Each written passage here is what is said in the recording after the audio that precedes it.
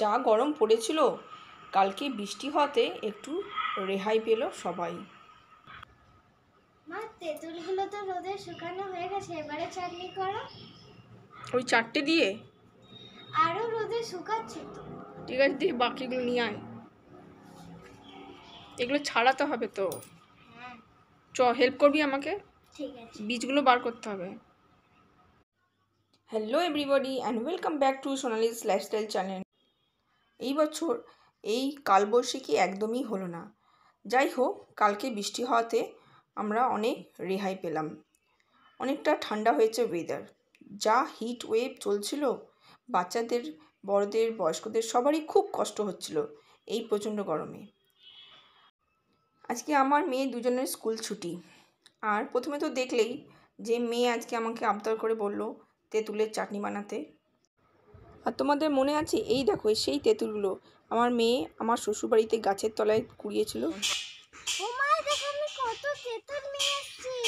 বাহ, দেখে মনে পড়লো ভিডিওটা, সেই যে ঝড় হয়েছিল আমার শ্বশুরবাড়িতে, আর আমার মেয়ে তার পরের দিনে গাছের তলা থেকে তেঁতুলগুলো সব কুড়িয়েছিল। তাহলে চলো আজকে আমি তেঁতুলের চাটনি বানাই আর তোমাদের সঙ্গে শেয়ার করি।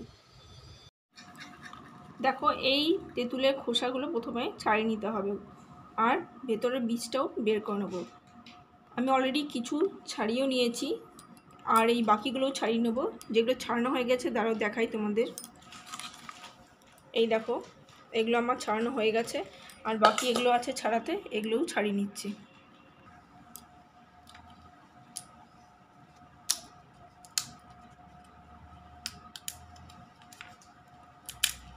এমনি করে খোসাগুলোকে আগে ছাড়িয়ে নিতে হবে। চলো ছাড়িয়ে নিই সবগুলো, তারপরে তোমাদের দেখাই। দেখো এতটা বেরোলো সবগুলো ছাড়ানোর পর। এরপর এটা আমি ধোবো। ধোয়ার পরে এটার মধ্যে জল দিয়ে ভিজতে দিতে হবে যাতে এটা নরম হয়ে যায়। প্রথমে এটা ভালো করে একটু ধুয়ে নিচ্ছি, ধুয়ে এই জলটা ফেলে দেবো।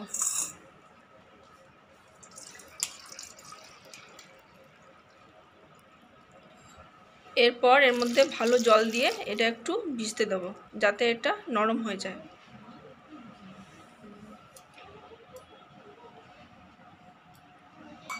তো চলো তেঁতুলটা একটু ভিজতে থাকুক।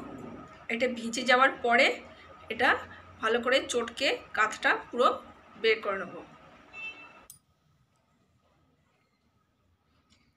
দেখো তেঁতুলটা এবারে নরম হয়ে গেছে, এই দেখো শ্বাসটা বেরিয়ে আসছে। এরপর তেঁতুলটাকে আমি ভালো করে চটকে বীজগুলোকে বের করে নেবো। এই দেখো বীজ নরম হয়ে গেছে, বীজগুলো বেরিয়ে আসছে।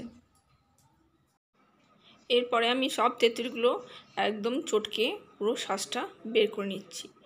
দেখো যত চটকাচ্ছি তত কিন্তু শ্বাসটা বেরিয়ে এসছে। আর আমি দেখো এখানে বীজগুলো আলাদা করে দিচ্ছি। কি সুন্দর ঘন শ্বাসটা হচ্ছে। আর এই দেখো এই যে বীজগুলো বের করে নিচ্ছি, এটার মধ্যে আরেকটু জল দিয়ে আবার ভালো করে আমি চটকে নিচ্ছি। যেটুকু শ্বাস ছিল সবটাই বের করে নিয়েছি। এই দেখো আমার তেঁতুলের পাল্পটা এবারে রেডি হয়ে গেছে। চলো এবারে বানানো যাক।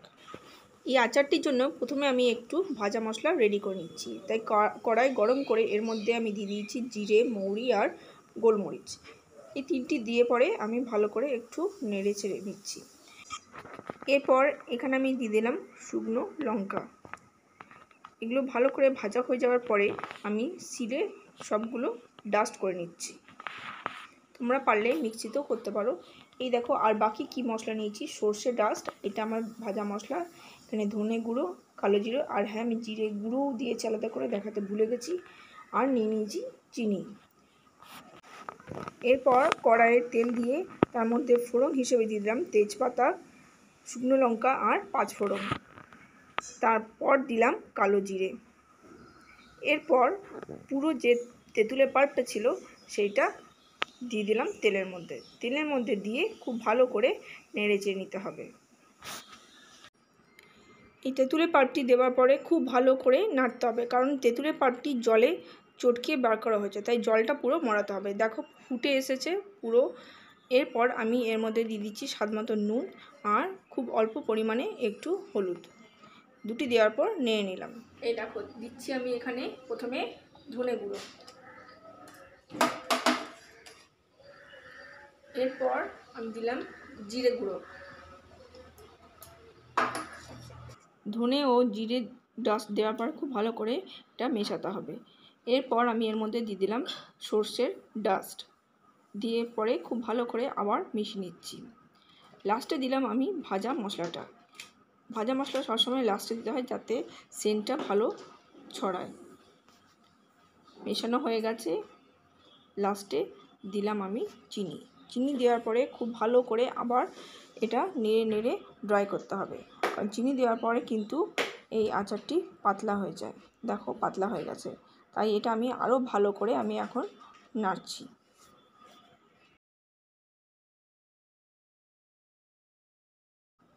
তেঁতুলের আচার যত নেড়ে নেড়ে ঘন করবে তত কিন্তু ভালো হয় আর তত বেশি দিন থাকে। এই দেখো আমার কিন্তু আচার একদম রেডি, ঘনও হয়ে গেছে। এরপর আমি আচারটি একটি আলাদা জায়গায় আমি ঢেলে নিচ্ছি। দেখো পুরো কিন্তু রেডি।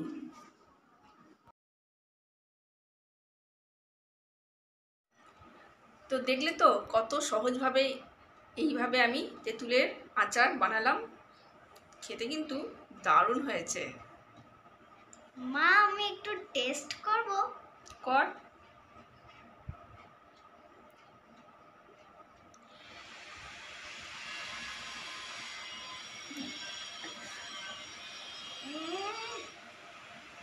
হেভি হয়েছে খেতে।